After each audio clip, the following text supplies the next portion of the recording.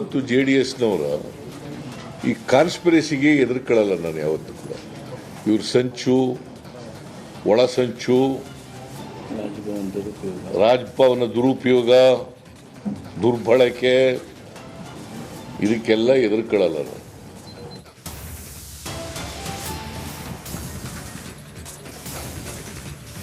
ನಾವು 136 ಸ್ಥಾನಗಳನ್ನ ಗೆದ್ದು ಅಧಿಕಾರಕ್ಕೆ ಬಂದಿದ್ದೇವೆ.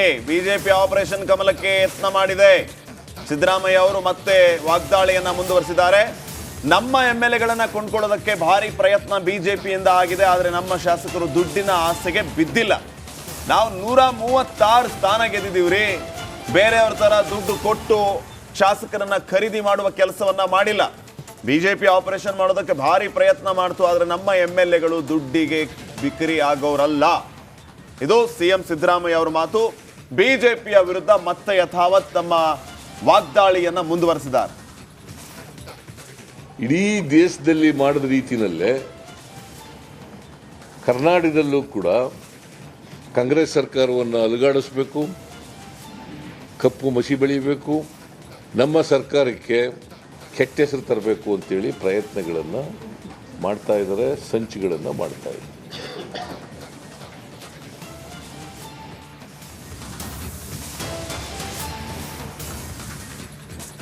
ಬಿಜೆಪಿ ಅವರು ದೇಶದ ತುಂಬಾ ಸೇಡಿನ ರಾಜಕಾರಣವನ್ನ ಮಾಡ್ತಾ ಇದ್ದಾರೆ. ರಾಜ್ಯದಲ್ಲಿ ಕಾಂಗ್ರೆಸ್ ಸರ್ಕಾರವನ್ನ ಅಲುಗಾಡಿಸೋದಕ್ಕೆ ಭಾರಿ ಪ್ರಯತ್ನ ಕೂಡ ನಡೆದಿದೆ.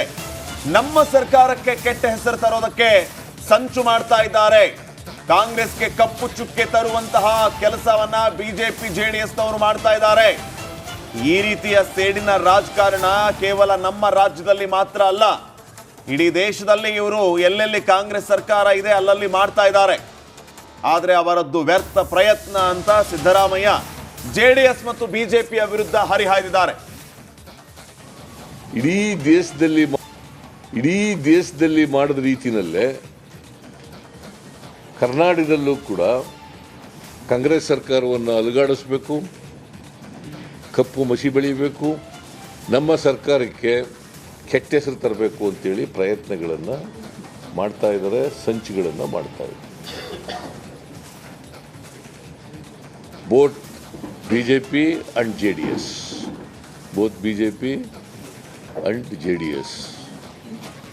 ಇಡೀ ದೇಶದಲ್ಲಿ ಮಾಡಿದ ರೀತಿಯಲ್ಲೇ ಕರ್ನಾಟಕದಲ್ಲೂ ಕೂಡ ಕಾಂಗ್ರೆಸ್ ಸರ್ಕಾರವನ್ನು ಅಲುಗಾಡಿಸಬೇಕು, ಕಪ್ಪು ಮಸಿ ಬೆಳೀಬೇಕು, ನಮ್ಮ ಸರ್ಕಾರಕ್ಕೆ ಕೆಟ್ಟ ಹೆಸರು ತರಬೇಕು ಅಂತೇಳಿ ಪ್ರಯತ್ನಗಳನ್ನು ಮಾಡ್ತಾ ಇದ್ದಾರೆ, ಸಂಚುಗಳನ್ನು ಮಾಡ್ತಾ ಇದ್ದಾರೆ.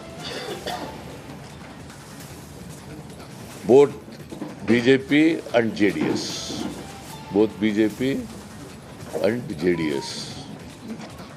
ಇಡೀ ದೇಶದಲ್ಲಿ ಮಾಡಿದ ರೀತಿಯಲ್ಲೇ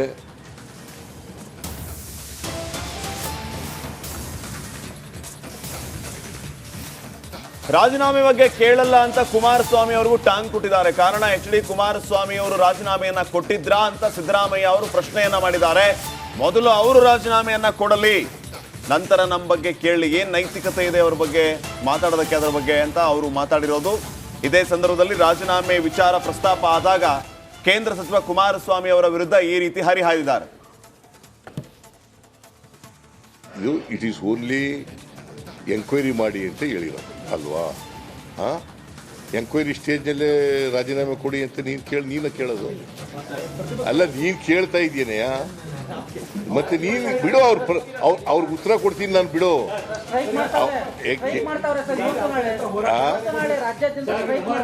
ಮಾಡ್ಲಿ, we will face them politically, because it is a conspiracy by both. ನಾನು ಸಿದ್ದರಾಮಯ್ಯ ಅವರು ರಾಜೀನಾಮೆ ಕೇಳಲ್ಲ, ನೈತಿಕತೆ ಯಾವ ರೀತಿ ನಡೆಯುತ್ತೆ ಗೊತ್ತಾಗುತ್ತೆ ಅನ್ನೋ ಮಾತನ್ನು ಹೇಳಿದ್ದಾರೆ. ಅವ್ರಿಗೆ ಅದು ಅಪ್ಲೈ ಆಗಲ್ವಾ? ಅಲ್ಲ, ಅವ್ರಿಗೆ ಅಪ್ಲೈ ಕೇಳಲಿಲ್ವ? ನೀವು ಕೇಳು, ಇವ್ರಿಗೆ ನಿಮ್ಗೆ ಅಪ್ಲೈ ಆಗುತ್ತೆ ಇಲ್ವೋ ಅಂತ ಕೇಳು. ನಿಮಗೆ ಬೇಲ್ನಲ್ಲಿ ಇದ್ದೀರಲ್ಲಪ್ಪ, ನಿಮ್ಗೆ ಅಪ್ಲೈ ಆಗುತ್ತೆ ಇಲ್ವೋ ಅಂತ ಕೇಳಿ. ಯಾಕಂತಂದ್ರೆ ಅವರೇ ಬೇಲ್ ಮೇಲೆ ಇದ್ದಾರೆ.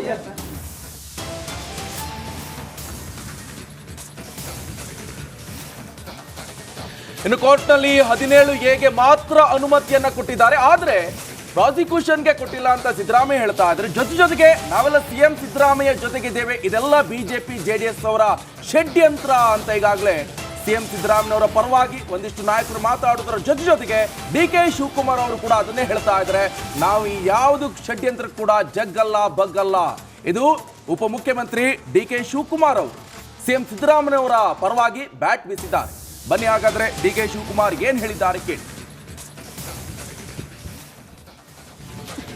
ಇದು ಬಿಜೆಪಿಯವರು JDSನ ಕುತಂತ್ರ.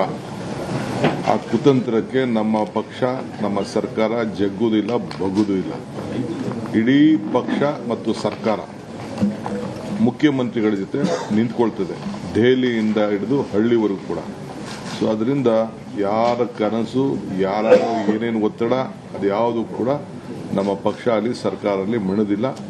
ಕಾನೂನು ಹೋರಾಟ ಮಾಡ್ತೀವಿ, ಜನರ ಜೊತೆಲಿ ನಿಂತ್ಕೊಳ್ತೀವಿ. ಇದು ಬಿಜೆಪಿಯವರು JDSನ ಕುತಂತ್ರ. ಆ ಕುತಂತ್ರಕ್ಕೆ ನಮ್ಮ ಪಕ್ಷ ನಮ್ಮ ಸರ್ಕಾರ ಜಗ್ಗುವುದಿಲ್ಲ ಬಗ್ಗುವುದೂ ಇಲ್ಲ. ಇಡೀ ಪಕ್ಷ ಮತ್ತು ಸರ್ಕಾರ ಮುಖ್ಯಮಂತ್ರಿಗಳ ಜೊತೆ ನಿಂತ್ಕೊಳ್ತದೆ, ದೆಹಲಿಯಿಂದ ಹಿಡಿದು ಹಳ್ಳಿವರೆಗೂ ಕೂಡ. ಸೊ ಅದರಿಂದ ಯಾರ ಕನಸು ಯಾರ ಏನೇನು ಒತ್ತಡ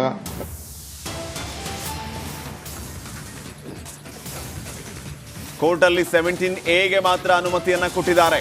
ಆದರೆ ಪ್ರಾಸಿಕ್ಯೂಷನ್ಗೆ ಕೋರ್ಟ್ ಅನುಮತಿಯನ್ನ ನೀಡಿಲ್ಲ. ಕಾನೂನು ಸಲಹೆಯನ್ನ ತೆಗೆದುಕೊಂಡು ಮುಂದಿನ ಹೆಜ್ಜೆಯ ಬಗ್ಗೆ ನಿರ್ಧರಿಸ್ತಾರೆ. ಕಾನೂನು ಹಾಗೂ ರಾಜಕೀಯವಾಗಿ ಹೋರಾಟವನ್ನ ಮಾಡ್ತೀವಿ ಅಂತ ಹೇಳಿರೋದು ರಿಪಬ್ಲಿಕ್ ಕನ್ನಡಕ್ಕೆ ಸಚಿವ MB ಪಾಟೀಲ್ ಅವರು ಈ ರೀತಿ ಪ್ರತಿಕ್ರಿಯೆಯನ್ನ ನೀಡಿದ್ದಾರೆ. 17A ಮಾತ್ರ ಅನುಮತಿಯನ್ನ ಕೊಟ್ಟಿದ್ದಾರೆ. ಅಂದ್ರೆ ಸರ್ಕಾರಿ ನೌಕರಿಯಲ್ಲಿರುವಂತವರು ಅಥವಾ ಜನಪ್ರತಿನಿಧಿಗಳ ವಿರುದ್ಧ ತನಿಖೆಯನ್ನು ನಡೆಸೋದಕ್ಕೆ ಸಿಗುವಂತಹ ಅನುಮತಿ ಅದು 17A. 17A ಪರ್ಮಿಷನ್ ಇದೆ, ಆದರೆ ಪ್ರಾಸಿಕ್ಯೂಷನ್ಗೆ ಇನ್ನೂ ಅನುಮತಿ ಕೊಟ್ಟಿಲ್ಲ. ಇದನ್ನು ಗಮನಿಸಿ ಅಂತ ಪಾಟೀಲರು ಹೇಳಿದ್ದಾರೆ. ರಾಜ್ಯಪಾಲರು ಕೇಳುವಂಥ ಏನು ಪ್ರಾಸಿಕ್ಯೂಷನ್ ಇತ್ತು, ಪ್ರಾಸಿಕ್ಯೂಷನ್ಗೆ ಪರವಾನಗಿಯನ್ನು ನಿರಾಕರಿಸಿದ್ದಾರೆ. ಸೆಕ್ಷನ್ 218 ಆಫ್ ದ BNSS ಅದೇನು ಹೇಳ್ತಾರೆ, the order is read to be restricted only to an approval under section 17A of the act. ಸುದ್ದಿ ಇವತ್ತು ಇವಿಷ್ಟು ಸುದ್ದಿ. ಹೆಚ್ಚಿನ ಅಪ್ಡೇಟ್ಸ್ಗಾಗಿ ನೀವು ನೋಡ್ತಾ ರಿಪಬ್ಲಿಕ್ ಕನ್ನಡ. ಇದು ನಿಮ್ಮ ಧ್ವನಿ.